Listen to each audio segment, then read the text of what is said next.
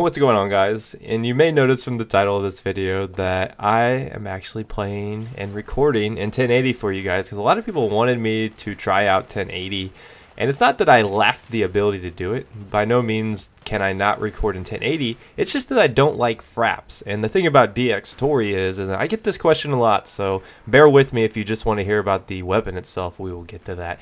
But fraps is very labor intensive on all of your components of your computer. You know, it requires a really good CPU and a really good GPU to play in a decent frame rate while recording the fraps. And even with the beast graphics card that I have, I still struggle to I get between 80 and 90 frames while recording on high, which is okay, but you get a lot of shearing, and that's one of the things that really puts me off the fraps. So that's why I've always recorded in 720 with DxTory, because with DxTory it's all about hard drive speed, not how much how strong your computer is. But anyways, I digress. We're back into the KH2002 topic, which a lot of you guys wanted me to touch on this weapon a little bit after I did the AN94 video. And the AN94, I already, I said that it basically is my favorite weapon. It is my go-to weapon. I think it's the best weapon at medium to long ranges. And I even said, it can get the job done up close. Now, the KH2002, a lot of people were campaigning to say, hey, look, in the works, this is a lot better at longer ranges. And, I tried it out, and I've used this weapon substantially. I mean, I've used it a lot on console. That's one of my favorite console weapons.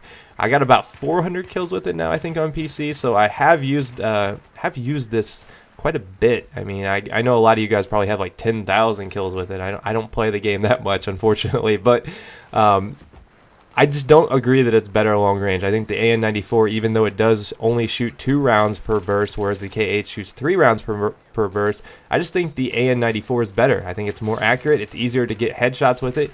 I can pop off 2 or 3 bursts at a guy at longer ranges with the AN94, and I know my bullets are going to hit, whereas it might take 3, 4, 5 bursts with the KH, just because I don't think all my bullets are hitting, and that's one of the downsides to using it. I feel like it's a lot more inaccurate than the AN94. Now, I will point out that when using this weapon, you will notice that it does have a substantial side-to-side recoil, which might try to convince you that you need to put on the foregrip.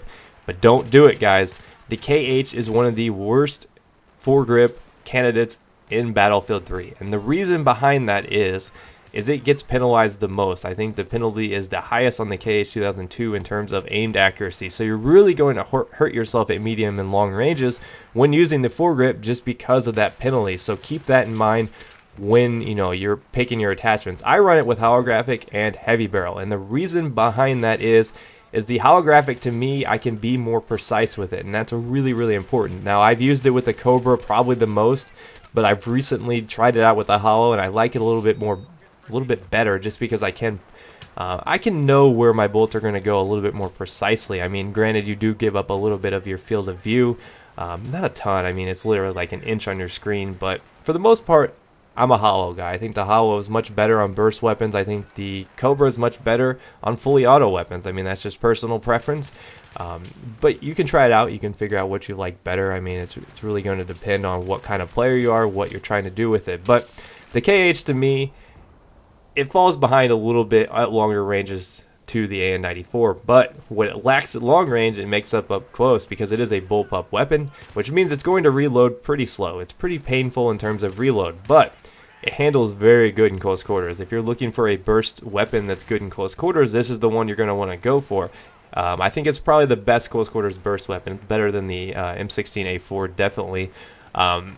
If you can control the recoil. The side-to-side recoil, like I said, is very pronounced. It's very evident that it's there.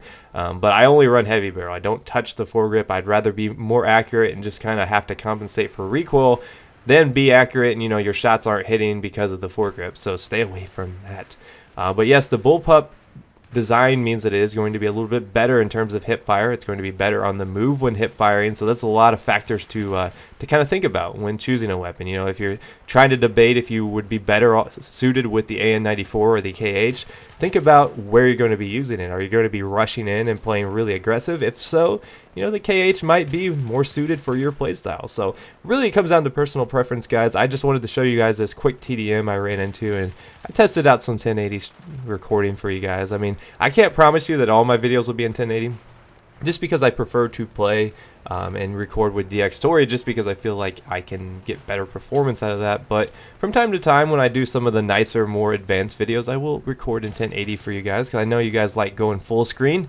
As do I. I mean, I don't hold it against you guys, but you know, 1080 is a little bit more tricky to record in. But try out the KH, try out the AN94, decide what's best for you. I'm an AN94 guy, you might be a KH guy, but I will see you guys next time. Peace.